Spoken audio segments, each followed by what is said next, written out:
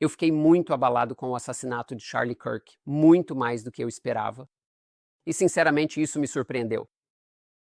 Talvez pareça um exagero, mas isso me lembrou o assassinato de Yitzhak Rabin há 30 anos. Claro, não estou comparando o assassinato do primeiro-ministro do meu país com a morte de um ativista político de outro país. Mas o mesmo sentimento voltou. Isso não deveria ter acontecido. Não deveria ter acontecido. Nem mesmo a tentativa de assassinato do Trump me atingiu dessa forma. Tentar matar um presidente do Seguá, isso é quase uma tradição americana. Mas Charlie Kirk era diferente. Charlie Kirk era um homem gentil, ele respeitava o outro lado. E ele foi assassinado enquanto dialogava com o outro lado. Acho que os americanos têm muito a processar depois disso. Pelo que vi nas redes sociais, esse sentimento de choque é amplamente compartilhado. E depois da primeira onda de luto, tenho certeza de que o assassinato dele vai causar um grande impacto nos Estados Unidos. Gostaria de compartilhar meus pensamentos, não apenas como israelense, mas como guia turístico israelense. Isso importa porque muitos vão dizer, bem, é claro que você apoia o Charlie Kirk, ele apoiou Israel nos últimos 2 anos. E sim, é verdade, ele apoiou Israel. Mas ele também disse coisas sobre a guerra em Gaza com as quais eu, pessoalmente, não concordo. Mas esse não é o ponto. O ponto é algo mais profundo, maior do que Gaza, Netanyahu ou Hamas. Algo que ele compreendia e algo que eu testemunhei inúmeras vezes como guia turístico em Israel. Eu vejo isso quando peregrinos americanos ficam em Jerusalém pela primeira vez. Eles olham para as muralhas, tocam as pedras e seus olhos se iluminam. Eles de repente percebem: este é o lugar onde a civilização deles nasceu. Eu vejo isso quando visitamos Cafarnaum, sentados junto às ruínas da antiga sinagoga e da igreja próxima. Quando visitamos o Monte Megido, o Armagedon, eles de repente entendem que não se trata apenas de uma história distante ou de contos de Natal. É o lar espiritual deles. Por que eu gosto tanto de Israel? Sou tendencioso porque Israel mudou a minha vida. Quando fui a Israel, eu já lia histórias da Bíblia a vida toda como um cristão comprometido. E de repente tive uma experiência que mudou minha vida. Fui ver um Galileu. Eu fico tipo, meu Deus, isso não é um conto de fadas. Foi lá que Jesus andou sobre as águas. Fui à Cidade Velha. Eu disse que foi lá que Cristo, nosso Senhor, ressuscitou dos mortos. Fui ao Jardim do Getsemane. Eu disse que foi lá que Cristo, nosso Senhor, foi traído. Eu fui para Hebrom. Eu disse que aquele é o Salão dos Patriarcas, onde posso ver Abraão, Isaque e Jacó. Isso desmistificou a Bíblia para mim. E isso me convenceu, nos termos mais claros possíveis, de que a Bíblia é real. A Bíblia é verdadeira e mostrou que isso fez com que ela ganhasse vida para mim. E eu amo seu coração. Não quero ver nenhum cristão sendo maltratado, só para constar. Eu tuitei contra o governo israelense. Eles bombardearam uma igreja em Gaza? Você pode conferir, é algo bem público. Eu não tolero a perseguição a locais sagrados. E eu defendo minha religião, mas preciso dizer que sempre fui tratado com muita decência e muito bem. Eu fui para Israel. E o acesso aos meus locais sagrados e o acesso à verdade arqueológica da Bíblia é algo que acredito ser não apenas um benefício para os Estados Unidos, mas para o mundo inteiro. E poder provar que a Bíblia é verdadeira, poder ver as pequenas moedas do rei Ezequias, poder ir ao Monte Carmelo e ver, tipo, meu Deus, foi ali que Elias enfrentou o rei Acabe, poder ir ao Monte Sinai e dizer que foi ali que Deus entregou o maior código moral, sabe, da história humana, o Decálogo, certo? Sobre o qual a civilização ocidental foi construída. Então talvez não concordemos em tudo. É por isso que tenho esse carinho por Israel. Isso mudou a minha vida e eu te encorajo a ir, visitar e ver com seus próprios olhos. Deus abençoe. Obrigado. Eu não sou um apologista de Israel, mas rejeito completamente essa narrativa. Cristãos que viram as costas para Israel, está escrito em Gênesis, Romanos e 1 Tessalonicenses, Paulo disse: você abençoará os judeus.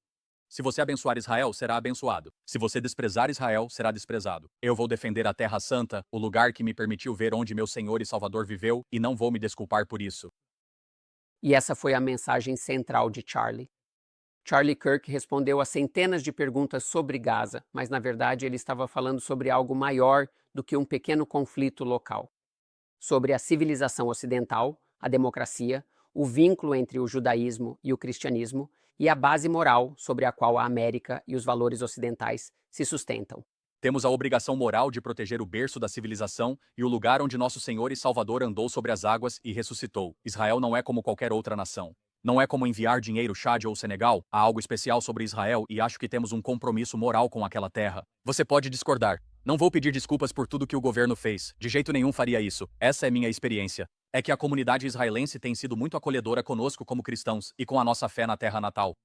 Eu não senti esse tipo de reciprocidade do mundo islâmico. E por fim, vou dizer o seguinte: existe uma tendência preocupante com o Islã no Ocidente, onde eles são antagônicos em relação ao cristianismo, tomando conta de muitas áreas que costumavam ser predominantemente cristãs. Eu me sinto muito mais seguro com israelenses do que com a maioria dos muçulmanos árabes. Israel é um aliado complicado dos Estados Unidos, mas muito necessário no Oriente Médio. Sim, por quê? Pelo compartilhamento de tecnologia militar, de dados, porque são uma sociedade livre? Então. Existem bem mais de 40 países de maioria muçulmana no mundo, mais de 1 bilhão de muçulmanos. Israel tem o tamanho de Nova Jersey e abriga metade da população judaica mundial, cerca de 7 milhões de pessoas. Por que vocês não podem deixar Israel existir em paz? Por que esse foco? Por que essa intensidade? Por que essa raiva? Charlie falou de um ponto de vista cristão evangélico. Isso é impossível não perceber. Sabe por quê? Porque quando fui a Israel, tive contato com um Deus vivo que andou sobre as águas e ressuscitou Lázaro dos mortos. Quando fui a Israel, vi a Bíblia ganhar vida. Mas não importa se você é católico, ortodoxo, protestante, judeu, cristão ou até mesmo ateu. Acho que Ben Shapiro e Bill Maher concordariam. Se você reconhece que a Bíblia está no coração da cultura ocidental, então uma visita a Israel faz esse vínculo ganhar vida. Na cidade de Davi, costumo mencionar o rei Davi. Ele é mencionado na Bíblia mais de 900 vezes, mais do que qualquer outra figura. Davi, o maior rei de Israel, que foi punido, que se arrependeu. Mesmo que você seja ateu e acredite que a Bíblia é apenas uma coleção de lendas, essa história de pecado, punição e arrependimento moldou a cultura ocidental. Ela influenciou nosso conceito de justiça e igualdade perante a lei.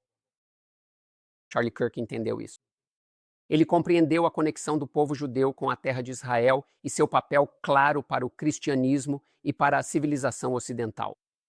Sua crença nessas ideias era tão natural, tão forte e tão clara que ele também enxergava seus maiores inimigos, a aliança profana entre islamistas e a esquerda radical. Demorei anos para perceber isso, porque à primeira vista eles não têm nada em comum. De um lado, a esquerda é secular, supostamente a favor dos direitos das mulheres, enquanto do outro, o mundo muçulmano é profundamente religioso e oculto, opressor em relação às mulheres. Mas Charlie enxergou o que os conecta: o ódio deles ao Ocidente, o ódio deles à liberdade individual, o ódio deles aos próprios valores sobre os quais a América foi construída. E ele percebeu isso quando tinha cerca de 20 anos. O Islã não acredita na liberdade de expressão. O Islã não acredita na liberdade religiosa. E o Islã não acredita na separação entre mesquita e Estado. Essas três coisas são antagônicas ao Ocidente.